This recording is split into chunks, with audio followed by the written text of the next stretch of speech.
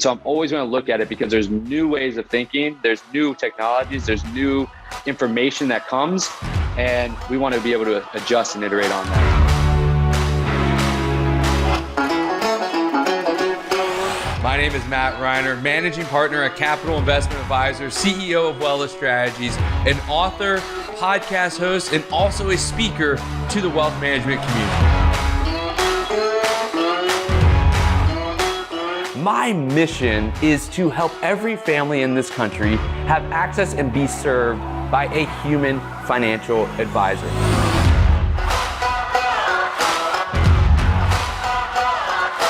That we all have to live in the moment and not try to force progress too quickly. Let it happen and commit to a long-term strategy in your life, in your business, and in your investment portfolio. And now, your host and my dad, Matt Reiner. Welcome to the FutureProof Advisor podcast. Today, we are exploring one of the most counterintuitive truths in business, at least I believe. The companies that achieve the most sustainable growth often spend less time obsessing over their numbers and more time measuring the activities that actually create those numbers. If you've ever wondered why maybe your team seems to perform worse than the more metrics that you get, or why your KPIs look great on paper, but your business feels stuck, just like I've had those same feelings in many of my businesses before, then this episode is for you. It's personal experience with realistic, practical use cases for your business. So here's a question that might make you uncomfortable, especially for the operationally minded crew that's listening. What if measuring more is actually making your team perform worse? Yeah, I know. It sounds a bit backwards. We live in this age of data. We have dashboards, KPIs, real-time analytics. But the prevailing wisdom says more measurement equals better performance. So what do? We measure more, thinking that it's going to lead to a better outcome. But here's what I've observed after working with and connecting with hundreds of wealth management firms, and also from personal experience in my own businesses. Most companies measure their businesses like they check their weight, obsessively tracking the number while completely ignoring everything that actually creates change. They step on the revenue or AUM scale every month. They see a number they don't like, and then they wonder why staring at it harder doesn't make it move at all. And this creates a vicious cycle. More metrics lead to more meetings about metrics. More meetings about metrics leads to less time actually doing the work that moves the metrics. Less time doing the work leads to worse performance. Worse performance leads to, you guessed it, more metrics. It's like trying to lose weight by weighing yourself every hour instead of going to the gym. We've got to do the work. There are time and effort and focus points to put on the metrics, but we've got to set the right metrics, then focus on doing the work to drive those metrics. So today we are going to break this vicious cycle. We are going to start by exploring the 4 types of metrics that actually matter and how to build what I call a metric portfolio, something we are all very good at in our business with an investment portfolio. We are going to build a metric portfolio that drives real results instead of just creating busy work. We're going to also explore the surprising differences between measuring activity and micromanaging, and how one does not lead to the other, although sometimes it is believed that they do. We will look at one question every metric must answer before you waste time tracking it. A question that will save you, me, all of us from the measurement paradox that plagues most organizations. And finally, we are going to explore that measurement paradox that I just mentioned. It is the measurement paradox, which is forcing a disconnect between metrics and managers and their teams. We can solve this. We get that accelerant of focus, and performance that we all desire from metrics. So all of these insights are what are behind the firms that are deemed to be what I call the future-proof advisor. Those that focus on their mind. They create leverage and measure what matters, and then that allows them to go and innovate, gain inspiration from outside their four walls, gain inspiration from conversation, and then execute on innovation of delivery of services and value to their clients. This is all what's behind it. These are the people that are scaling rapidly, growing exponentially, and delivering unique, personalized client experiences every single day. Before we jump into each of these points, I want to be honest with you, right? It's been a long time since I talked with a company that didn't have KPIs or metrics that they were measuring. This is what firms do now. But here's also the thing that struck me as I was thinking through this topic and preparing for this specific podcast. It's also been a long time since I talked with a company in our industry that really had truly great metrics that were genuinely and significantly impacting their decisions. Everybody seems to be struggling with what to measure, how to measure it, and how to gain that progress that we all desire. Because most wealth management firms are measuring the obvious stuff: revenue per client, net new AUM, retention rates, all outcome-based metrics, all looking backwards. It's much rarer to see firms tracking what companies like Salesforce obsess over, like things like number of touch points, length of client conversations, progress on financial planning milestones, frequency of proactive outreach. And here's where it gets interesting. When I suggest measuring these activity-based metrics, I often see this kind of physical reaction when I'm there in person or even on Zoom. People literally lean back in their chairs. There's this immediate feeling that we're crossing a line, like we're micromanaging, like we don't trust our professional team members to do their job because they are professionals. They should know how to do their job. And us tracking their activity shows that we don't believe that they can do their job. But here's the counterintuitive truth. The firms that track activities aren't the ones with trust issues. They're the ones with clarity issues that are solved. Clarity leads to performance. Think about it this way. Would you rather have a financial plan or just know your account balance? The account balance is the outcome. The financial plan is the activity that creates better outcomes. And it's the companies that achieve sustainable growth that understand this one crucial thing. Metrics are not about judgment. They are about clarity. They are not about control. Rather, they are about empowerment. And that is what we're trying to get to today. I remember sitting in one of our divisions within our organization's weekly L10 meetings a few months ago. L10 is for the EOS Entrepreneur Operating System. It's the weekly meetings that we have. And we were at the point of the meeting. If you followed L10 or EOS for a while, you understand this. We were at that point of the meeting where it was time to review the scorecard, which are the metrics for that specific division. And for reference, I enter this meeting knowing the data across all of our divisions, as does the team members, but more tangentially. One division underneath our umbrella family of companies has been experiencing rapid growth, the kind that makes everyone feel good in meetings, and it really exceeds industry norms by an extreme long shot. And then the other division, the one where I was sitting in this meeting, has been growing slowly comparative to this rapid growth, but the growth has still been in line with industry norms. And this was the weekly meeting for the division that was growing in that line of industry norms. So as we dug into the numbers, I could feel the energy in the room shift a bit. We were looking at AUM stagnation. We were slowing on AUM growth week over week. And there was this, I could just feel it, this like thick tension building in the room, waiting for someone to say something and just break it. And that's when it happened. You know, one of our team members, someone I really respect, and they're usually calm and confident, they leaned forward with this look of frustration after I had asked a question.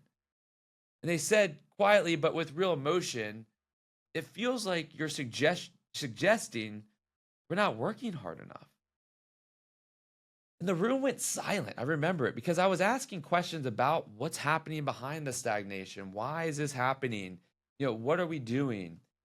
And this colleague's words just hung there as the room was silent. And it was really kind of heavy and uncomfortable. We've all been in that position before. We know what it feels like. And in that moment, that was the moment I realized something crucial. Metrics in that situation and metrics overall had become personal. And it's behind those numbers where real people's efforts, their reputations, their professional identities, that's where they lie. But here's what really hit me. The metrics we were discussing told us where we were, but they gave us zero insight into what to change. We were measuring AUM growth, but we had no idea how the activities that drove that number were doing or trending. The team member at that moment was right to be frustrated. We were asking them to improve a number without giving them a clear path to improvement. We were measuring the scoreboard without measuring the plays that put the points on the board. That conversation, that moment changed how I think about metrics forever. The goal isn't to measure people's worth. It is to measure what creates worth. Most companies treat metrics like they're collecting baseball cards, right? The more, the better. I mean, that's at least my strategy, how it was when I was growing up. I mean, now I guess there's a bigger trend that may not be the exact strategy, but successful organizations think about metrics like investment portfolios. You wouldn't put all of your money in growth stocks, right? I mean, most people don't. You'd obviously, diversify across different asset classes that serve different purposes, that work in tandem or against each other, so that when one sector is down, the other sector is up. Metrics work the exact same way. There are 4 types of metrics that really matter, or 4 metrics that we tend to monitor and track. You have predictive metrics, which are leading indicators, the activities that forecast future success. Think of metrics like sales calls made, client meetings scheduled, prospect meetings scheduled, prospect calls made, financial planning milestones completed. These are the metrics that I believe are the most neglected, and the ones we will talk about more here in a second, because some may feel that these are intrusive metrics. These metrics tend to create a fear in leaders' minds that we may be, one, pigeonholing ourselves by focusing on these predictive metrics that may not be truly predictive, or these are metrics that potentially act like big brother on our team. These metrics, we tend to feel as leaders that we are reducing our team's autonomy. And so naturally, we strive for kumbaya, right? We strive for everybody to be happy, and we stay away from these types of metrics to limit the perception on our team, to keep the culture good, to empower our team, or so we think. But what we are really doing is just kicking the can of frustration down the road. Because what we tend to focus on are outcome metrics. These are lagging indicators. These are the results after actions have been taken, like revenue, retention rates, assets under management, net new assets. Then you have efficiency metrics, and these assess how well you're using resources, like average response time to client inquiries, cost per new client. Are we using our money effectively? Time to complete onboarding. Are we creating the experience that we want? Are we running into bottlenecks? And then finally, you have quality metrics, which reflect standards and satisfaction, right? These are asking our clients client satisfaction scores, asking them a survey right after they leave a meeting and judging that. We're looking at referral rates. We're looking at plan accuracy. How often did we have to adjust it, right? These are quality metrics that we tend to stay away from, mainly because they're hard, or sometimes mainly because we just don't know how to measure them. But here's the key. Most firms are 80% outcome metrics and 20% everything else. High-performing firms flip this ratio. That means that they're 80% everything else and 20% outcome metrics. They know that if they drive these other metrics, the outcomes will come.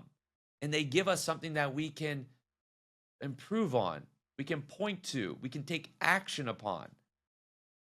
These companies, in essence, measure or monitor daily steps and heart rate while also tracking weight loss and blood pressure results. They look at both of them. They understand that you can't optimize what you can't predict. Moving on, though, or maybe I should just say, circling back to those predictive metrics we discussed earlier, the pushback I tend to get when I suggest tracking activities is this. People and leaders say, we don't want to micromanage our people. And let me raise my hand. I was one of those people for a very long time. I don't want to micromanage our people. I was so wanting to be on the other side of micromanagement that I actually just abdicated. And that was the wrong outcome. But here's the thing. There's a massive difference between measuring activity and micromanaging. And confusing these two is what I believe is killing company performance and longer term performance. A great chef, for instance, measures ingredients and cooking times to ensure consistent, delicious meals. You want your restaurant experience to be the visitors and those that are eating there to say that the meals are consistently good. The experience is consistently the same. That type of process is not micromanaging. That's precision. It only becomes stifling when someone hovers over the chef or the kitchen, questioning every pinch of salt. Micromanaging is about control. Activity tracking is about clarity. Think about it.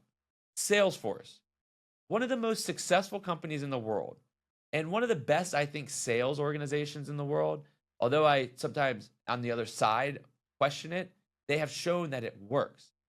This company tracks calls per day, emails sent, follow-up frequency. How often are you following up with prospects? They know how to predict that if you do it X, Y, and Z time, you're going to have 90% or 75% chance of closing that deal.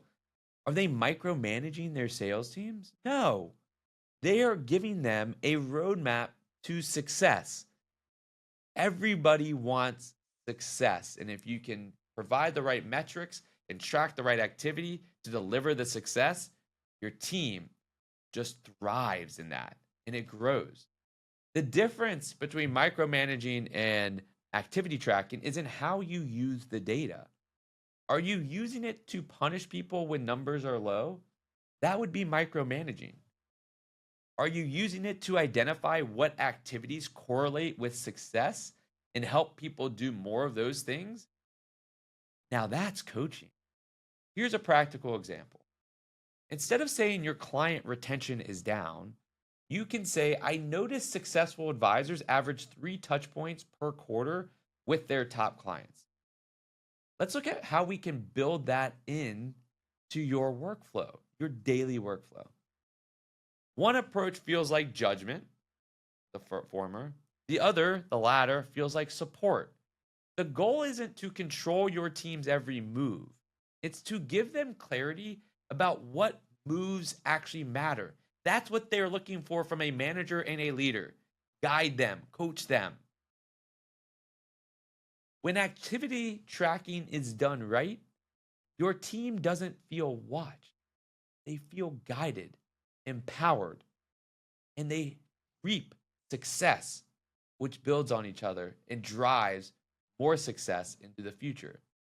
Before we track or anybody tracks any metric, I think that there's this one question that we need to ask ourselves. And you must ask this question every time you think about adding a metric to your tracking dashboard. If this metric changes, what specific actions will we take? If you can't measure that clearly, do not measure it. I see this constantly. Companies track metrics because they seem important, or because competitors track them, or because they're easy to measure, or someone in their study group told them how this metric drove to this outcome, so we're going to do it. But they have no plan for what to do when those metrics move. We have no insight into what decisions they made and how they made those decisions based on those metrics. It's like a doctor ordering expensive blood work without knowing what treatments they'd prescribe based on the different results. But let me give you a real example. A firm I worked with was tracking social media engagement. Sounds important, right? Especially if you want to do digital content strategy. When engagement dropped, they had no idea what to do about it. They just worried about it in meetings. They talked in circles about it. They started to have their fear and anxiety bleed into the organization because they didn't know what to do. Now compare that to tracking a metric comparing number of prospect phone calls to new meetings scheduled, a ratio, so to say. And we see this drop. But historically, we know, because we've tracked this over time, that the more phone calls that are made lead to more meetings. We know the action. Set a goal for our teams to get X phone calls per week for the next 4 weeks, and then we're going to reassess. Every single metric should have a clear action plan attached to it. And here's the test. If your metric that you are tracking or you want to track changes by 20% in either direction, up or down, you should be able to write down 3 specific actions you would take within the next 48 hours. If you can't, you're measuring vanity, not value. And here's something that might surprise you. The most successful companies don't track more metrics. They track one metric better. This is called a North Star metric, and it represents the core value you delivered to clients. The metric is also within your team's sphere of influence. So the S&P 500 going up cannot be your North Star metric, because no matter how large you are, your team can't move that metric. North Star metrics look like this. For Airbnb, it's nights booked. For Spotify, it's hours of listening per user. For our industry, it might be percentage of clients achieving their financial goals or client lifetime value growth. I personally like that one in the way of looking at it from the net additions from families, right? How are we getting more wallet share? How are we helping them spend in a reasonable level that allows their portfolio to grow while also live? Like, that seems controllable. Or potentially how we would look at our firm would be the total amount distributed compared to the amount above the starting balance. That's how we would look at it, right? That's a metric that could be one of our North Stars, because our desire is that we want families to live on their money. We want them to be able to take out a lot of their money while continuing to have the money that they started with. So we could track how much they've taken out compared to how much they started with. What this means to us in our firm is that our clients are spending money to live their life, to pursue their purpose, to find their happiness. And this aligns with our core mission of helping families find happiness in retirement. So you have to find a North Star metric that aligns with the value you want and the feeling that you want your families to have by working with you.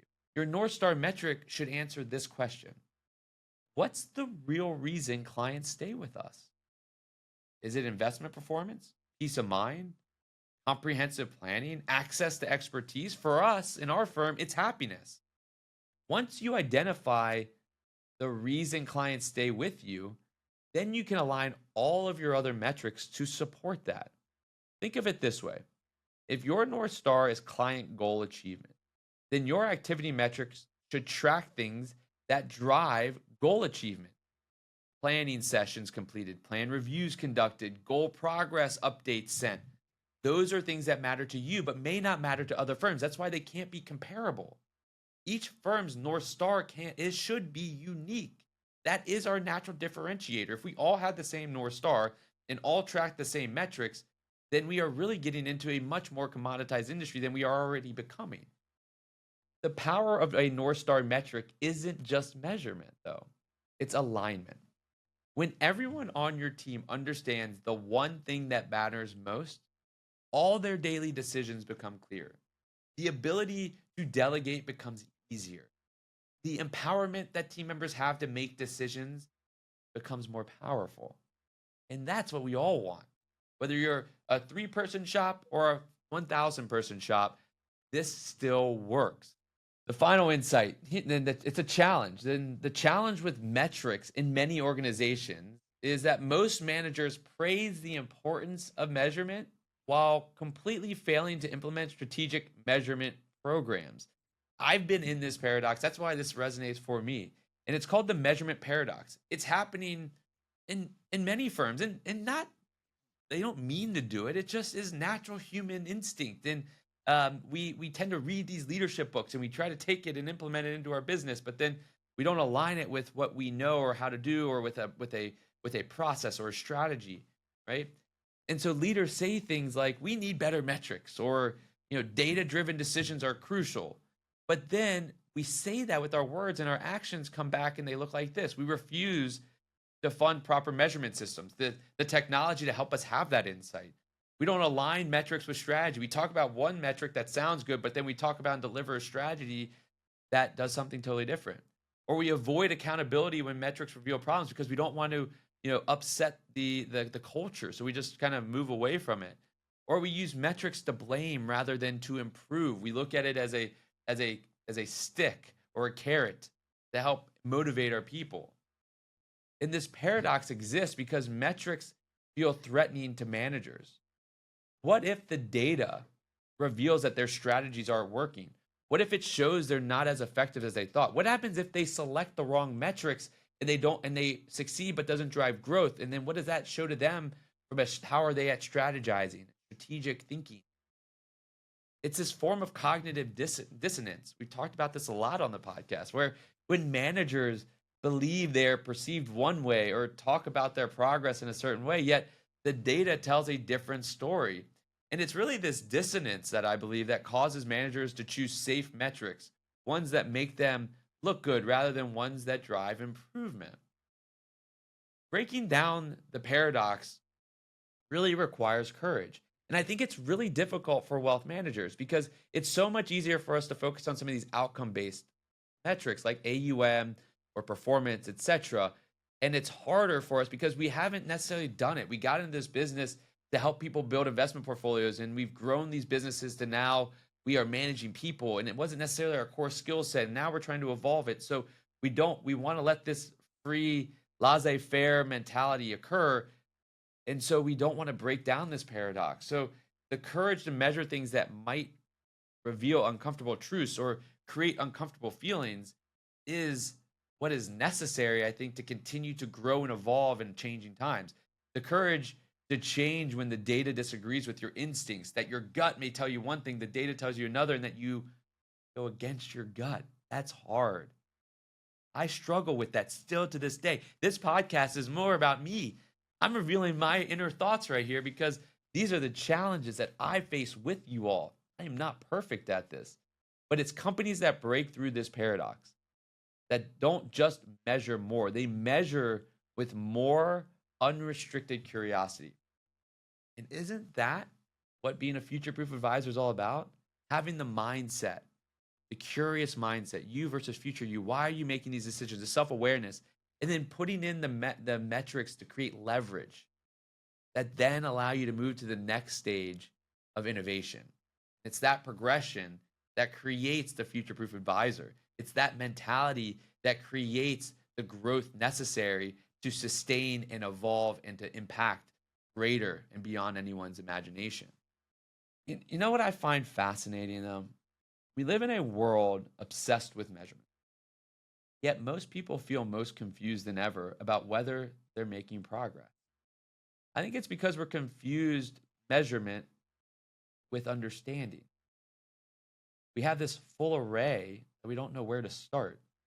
Your smartphone can tell you exactly how many steps you took today, but it can't tell you if that walk cleared your head or strengthened your relationships or helped you solve a problem. Same thing happens in business. We can measure revenue to the penny, but we often have no idea what really drives client loyalty. We can track activity levels, but we struggle to understand what creates genuine engagement. Here's what I'm pondering. What if the goal isn't to measure everything, but to understand the few things that truly matter? What if instead of asking, what can we measure, we started asking, what do we need to understand? Because at the end of the day, metrics are just a language. They are how we translate the complexity of human behavior into actionable insights. Remember that conversation in my weekly meeting I talked about earlier? The one where my team member felt like we were questioning their work ethic? Here's what changed. we stopped measuring where we were and started measuring how to get where we wanted to go. Instead of just tracking AUM and the stagnation that was occurring, we started tracking the activities that drive AUM growth. Instead of just seeing problems, we started to see solutions. The most successful companies don't measure what's easy. They measure what matters. They don't track metrics to judge people. They track metrics to guide people. And they understand that measurement without action is just expensive procrastination. Your metrics should be tools, not weapons. Guideposts, not report cards. Clarity, not confusion. And when you measure what truly matters, something really beautiful happens. Your team stops feeling measured and starts feeling supported. And that's when real performance improvement begins. Before we go, I want to hear from you. There's a poll in the episode description within the podcast summary with this question.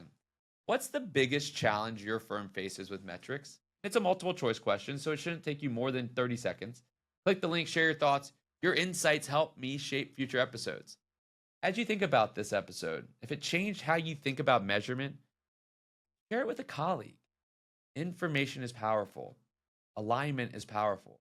And someone that may be drowning in data or dashboards or confusion may benefit from this. Or if you don't want to share it, just like the episode or leave a comment, because there are other people out there that need to understand metrics and measurement. And remember, the goal isn't to measure everything. It's to measure the things that help you serve your clients better. Be sure to subscribe to our channel and be alerted on all of our new episodes each week. With that, I say thank you. Thank you for spending time with me today. I never take it for granted. Go out there and be part of the change that betters our industry. Stay well, be well, keep on exploring.